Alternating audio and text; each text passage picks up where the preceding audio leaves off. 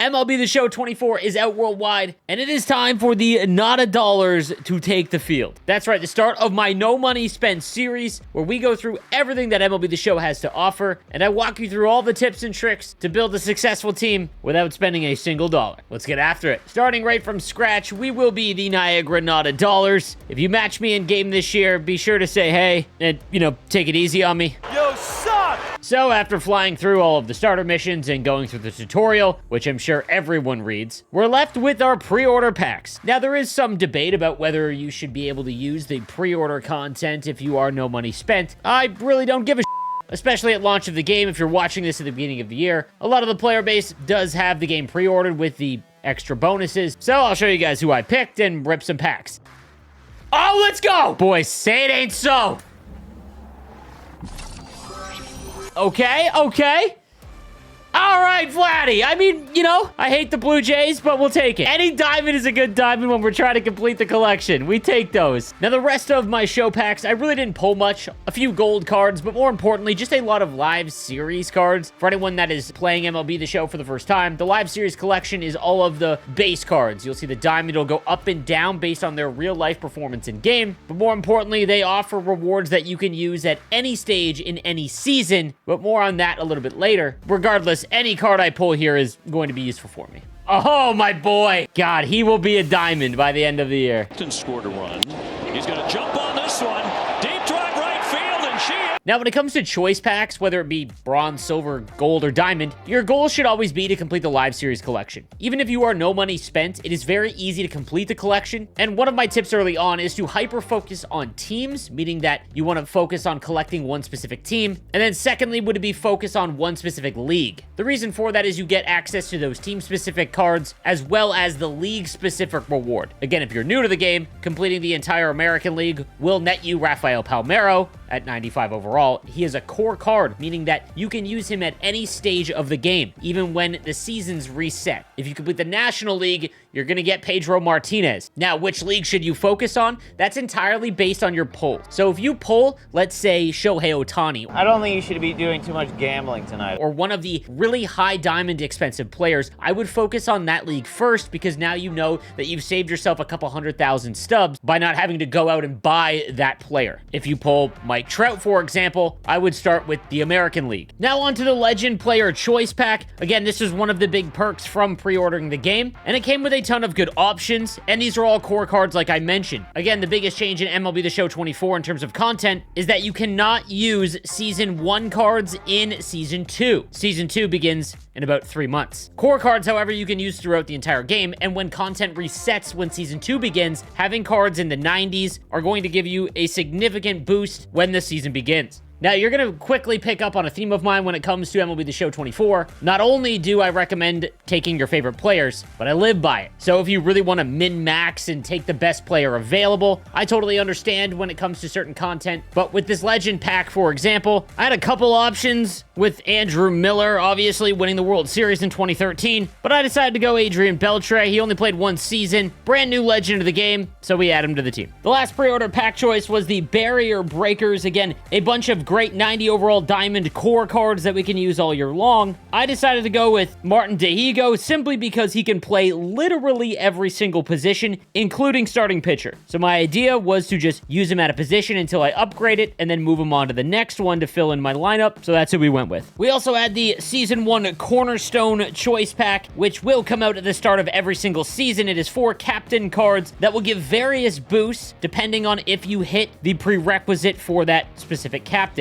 Now, you can exchange these at any point, so this isn't a super important decision. I went with Byron Buxton because he always has such a good swing, and I actually really like his boost, so we went with Byron Buxton. Now, one of my most asked questions in my Getting Started video was players having issues exchanging these Cornerstone Captain cards. Let me walk you through how to do it real quick. First things first, they need to be removed from every lineup. If you are not seeing them in the exchange, it is because you have them saved in a lineup. So switch them out of any lineup that you've got them in, then make sure they are saved in your collection by going to the Season 1 collection, lock them in, so it says collected, then go to exchange, go to the Cornerstone Captain exchanges, and then lock in the player that you've got there. This will net you a free Cornerstone pack that you can go again, open up, and choose between any of the 4 captains. You can repeat this process, collect all 4, and then again, choose whichever one you want. Now is finally the time to actually start playing the game. Decided to begin with the starter Sandy Alcantara program. Seemed like a pretty good place to start. Anytime that you can get a free diamond player, especially when you're no money spent and just beginning your team, that's a dub. So like any program, the best place to start is to just knock out the moments, and MLB the Show 24's gameplay begins with a Rafael Palmeiro moment. Tally a hit. All right. Sick. There we go. There's a hit. So after completing the Rafael Palmeiro moment, and then finishing things off with the Sandy Alcantara moment, decide to test the waters in the starter showdown to get that big bump in the program. Now, if you're brand new to MLB The Show, here is how showdowns work. Essentially, you are going to draft a team, and then you are going to complete specific moments, and every time you are successful, you will get an improved card to choose from to add to your lineup for the rest of the showdown. You'll also get runs. And how this works is the final boss of the showdown, you will have 20 outs to get X amount of runs. The more you complete leading up to the final boss, the less runs you will actually have to get in that final moment, making it much easier on yourself. Now, this showdown is on a very easy difficulty, but some of the other ones are going to be much more challenging. Some high-level tips here. One would be to go and look at who the final showdown is against. So is it a righty or lefty pitcher? For example, the starter program has Sandy Alcantara as the final boss. He is a righty, so your high-level players that you get to select from, you might want to choose from switch hitters or lefties. Also, when you are constructing your lineup and the batting order, make sure you have your best players at the top of your lineup. Don't mess around and try to make like a balanced lineup. You want to stack the top so that when the batting order rolls over, they are going to have an opportunity to get up more in the showdown. That's going to be very important as you get down to your final few outs. And then lastly, your perks. These are going to assist you by giving you various boosts. Now, majority of them are going to be pretty useless. For example, any of them that give a boost to bunting and things like that. The best ones to choose from are always going to be the improved velocity while either losing or in the 7th inning or later. For example, hero time is one of the best because you are always in the 7th inning or later in a showdown. It defaults to the last inning, and in almost every showdown, you are losing. So when you combine those two, you get a massive velocity boost. They also stack. So you could have the silver, gold, and diamond hero time, and they will all stack together. Oh! Shohei puts one into the upper deck. An absolute tank to right. See ya. I love this game. Like, it doesn't matter, bro. You could be playing on rookie in some bull conquest, and you take a dude 500 feet and you feel great. There's no way to feel bad about it. So with the showdown now complete, as well as the moments I had already finished, I've got 29 program points towards the starter program, and the rest of the missions to finish it off, all of them are done organically by playing other modes. So no need to rush out and finish that right now. I figured while I was in the program menu, why not take a look at the Spring Breakouts program, as it offers some of the most exciting players in the game currently competing in the Spring Breakout. 2 hits with James Wood. That's hit well. Come on now. Go on, get. Warning track power. That's tough. That one's hit well. All right. So just like the starter program, I would recommend finishing all of the moments first whenever you've got a new program, because it just gives you a very quick boost and start to the program reward path. So I went ahead and finished all of the Spring Breakout moments. Now, at some point, you're going to run across moments, and it doesn't matter if they're on rookie, veteran, all-star, whatever, that you are just going to struggle with. Understand, it's all part of the game. So what do I have to do? Extra base hit. Bet.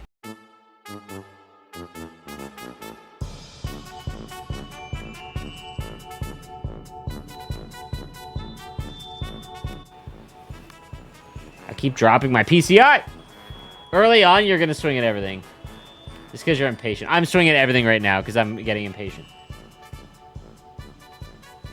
Nope. Still eating me up. Not liking this Colson Montgomery card. I'm assuming he rakes for everybody else. Dude, adjusting a fastball down the... Okay.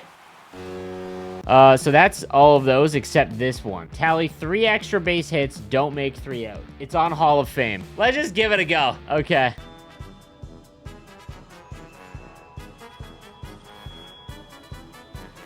Oh my God, that was the one. Paul, what are you doing? All right, well, so once I was finished all of the moments, time to move on to the showdown so I can get the big boost to the spring breakout program. Let's go. All right, we're back in. We're locked in. So now that that's finished, I unlocked Tamar Johnson from the Spring Breakout program. And again, just like the starter program, the rest of the missions and how to complete it are just going to be done by actually playing other modes. So it was time to update the main team and see how it's looking after finishing the first few hours of the game. So for anyone newer to the game, you actually have to activate your captain boost. It's not passive. So what you need to do is in your lineup screen, simply just go to the left and you will see the captains tab. All you've got to do is click X or A under the captain options and make sure you select as hitting captain or pitching captain, whatever one you have, and that way it'll actually activate if you have any of the prerequisites met. Now, with those out of the way, it was time to begin the grind for Team Affinity. Now, if you are brand new to the game, Team Affinity are programs, one for each division, that will net you a ton of rewards in terms of packs, as well as bosses or high-end diamond cards, one representative from every single team in Major League Baseball. So, same formula applies. I decided to do the AL West. If you watched my How to Start video, the NL East or the AL West are the ones that you want to begin with, simply because you can grind them out extremely fast, and I'm going to walk you through how to do that, so stay tuned. But the same formula applies. We begin with the moments so that we can give ourselves a little bit of a head start in the program. So we start things off with the Carlos Correa moment, getting that first try, so we're on a roll.